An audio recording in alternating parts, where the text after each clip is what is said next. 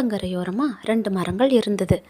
அந்த வழியாக வந்த குருவி ஒரு மரத்துக்கிட்ட பார்த்து கேட்டது, நான் உன் மரத்தில் வீடு கட்டி வாழலாமா? எனக்கு கொஞ்சம் அதுக்கு இடம் தருவியா? நானும் என் குஞ்சுங்களும் வாழ்ந்துக்கிறோம் அப்படின்னு சொல்லி கேட்டது. உடனே அந்த மரம் சொல்லிச்சது, முடியாது, நான் அனுமதி தரமாட்டேன்னு சொல்லவும், அதுக்கு பக்கத்தில் இருந்த மரத்துக்கிட்ட அனுமதி கேட்டு அந்த குருவி அதில் கூடு கட்டி வசிச்சுட்டு இருந்தது. ஒரு நாள் பயங்கரமாக காற்றடிச்சிது, பயங்கரமாக மழையும் பெஞ்சுது. அந்த மழை காற்றுல அந்த முதலாவது இருந்த மரம் தண்ணியில் அடிச்சிட்டு செல்லப்பட்டது.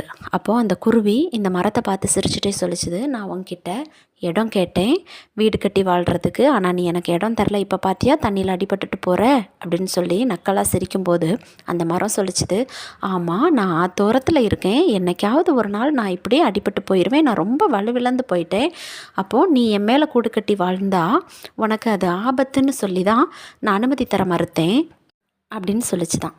இந்த சூழ்நிலையிலையும் யாரையும் நாம் தவறாக நினைக்க வேண்டாம்.